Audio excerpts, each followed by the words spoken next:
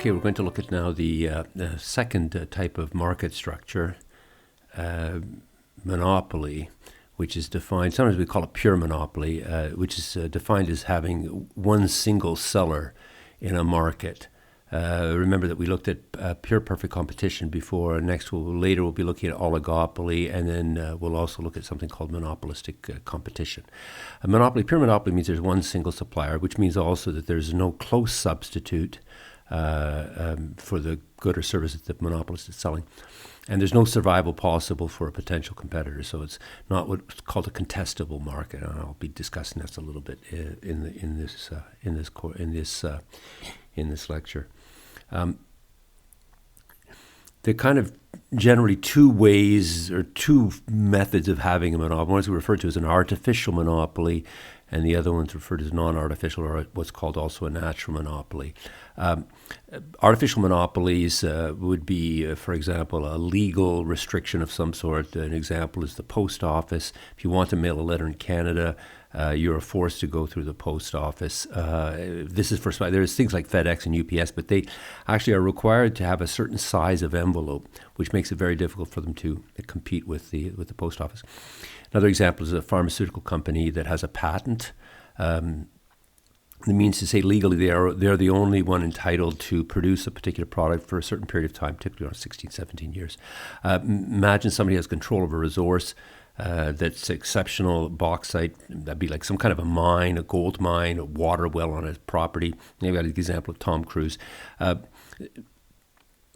A cartel is when there are several companies, like a oligopoly in effect, that get together and in effect create a monopoly, and then we call that a cartel.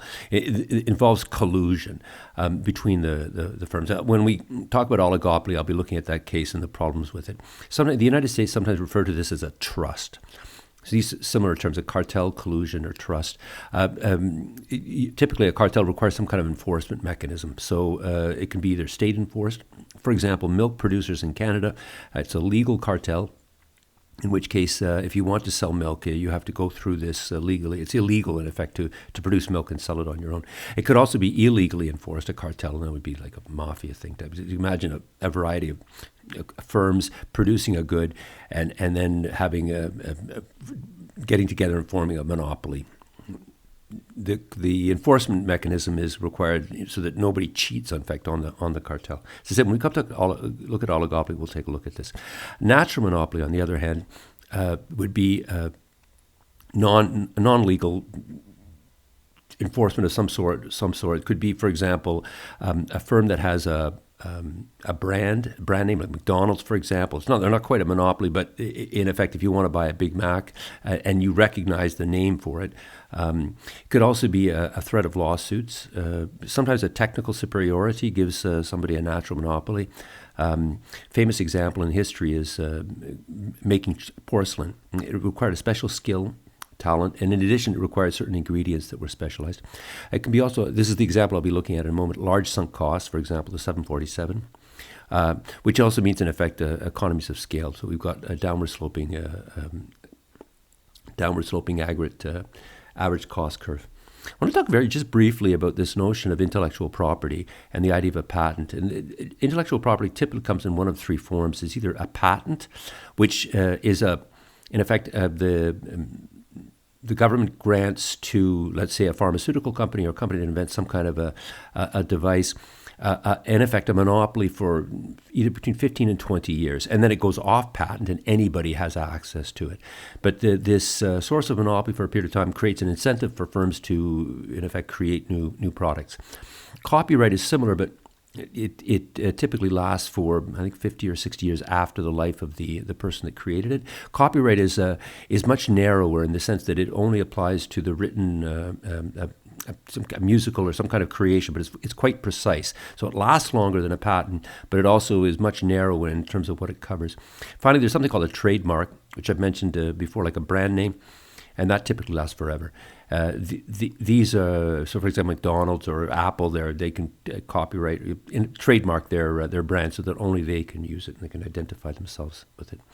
I want to look just from an economic standpoint. the source or cause of monopoly is either a barrier to entry or some cost advantage.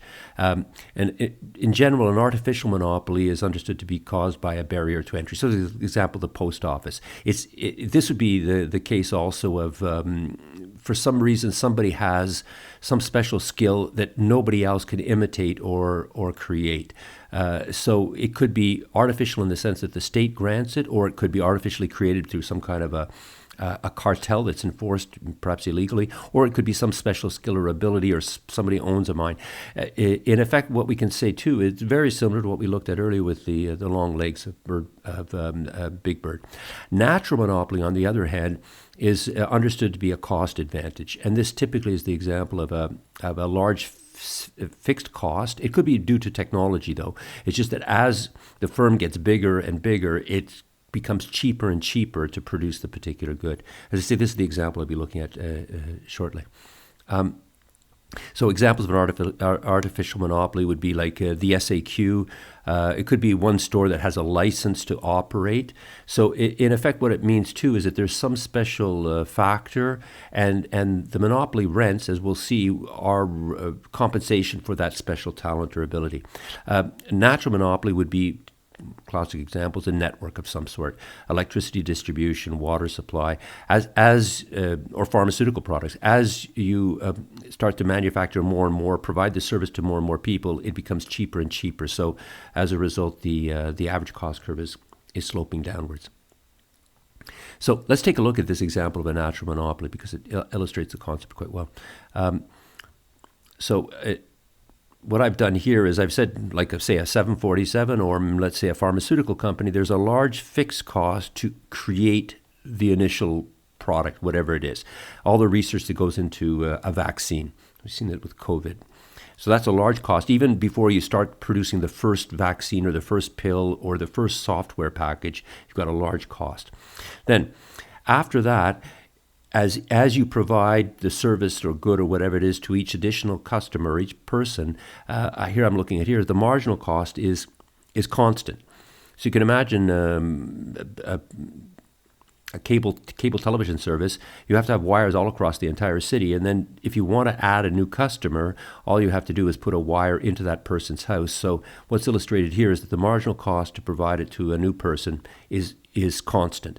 Or you could imagine creating a new vaccine. Each vaccine once you've got the recipe for creating a vaccine, the cost of producing one more vaccine is relatively small, but it's certainly constant.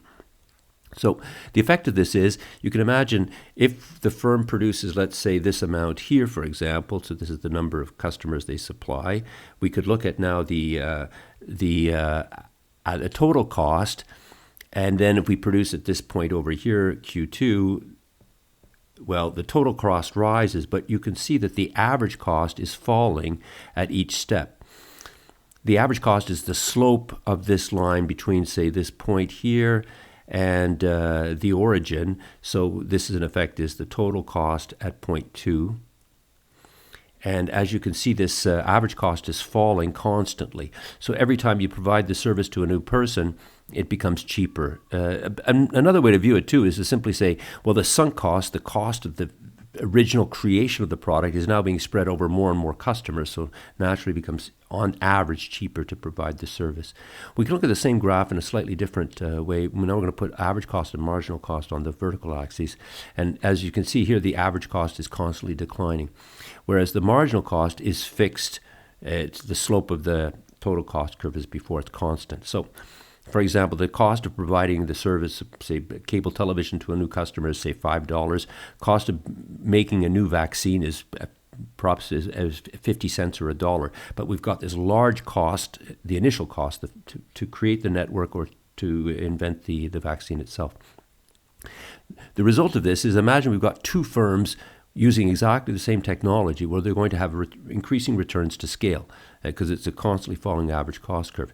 Let's take a look at firm A, for example. They produce at QA, and the average cost to customers is ACA. Now, imagine firm B. Well, it's going to have producing more goods or serving more customers, and it's going to have a lower average cost. So the inevitable is going to happen because firm B has lower average cost. They're going to be more profitable, and you can easily see that what they'll do is purchase, for example, firm A, and now create a new firm, C, that will have even lower average costs. This is the idea behind, I think in Karl Marx Das Kapital, he talks about the expropriators are expropriated in the sense that each firm is going to become bigger and bigger and bigger until eventually there'll be just one big capitalist firm, if you will. But this is all predicated on the notion that there's falling average cost, and that's going to depend on the technology, and that is the case of a natural monopoly. It's not the case of many other industries. So this is a very special case of something like a network, for example, Hydro-Quebec or a water supply firm. I want to just briefly consider some final points. We refer to it as monopoly rent, but one could just as easily call it economic rent, as I've done before, and it's like compensation to big bird's long legs. That's the case of a monopoly, where a monopoly has some special, for example, a license, like the milk cartel in Canada. It has a special permit in the sense only they are allowed to sell milk, and so that's like having big bird's long legs. They will make a monopoly profit. We refer to this as monopoly profit or economic rent or something of the sort. So we also talk about monopoly power, market power, but bear in mind that no product it is absolutely unique. While it is true that the demand curve is going to be partially inelastic, it won't be perfectly inelastic. So at some point, like Tom Cruise, he's going to raise the price up to the elastic portion of the demand curve. Lastly, and I referred to at the very beginning, this idea of a contestable market. This is a very important point. Is that very often we'll see, for example, in some market, you may only see one single seller. What at first appears to be a monopoly. But the fact is that there may be other firms that could easily get into this market.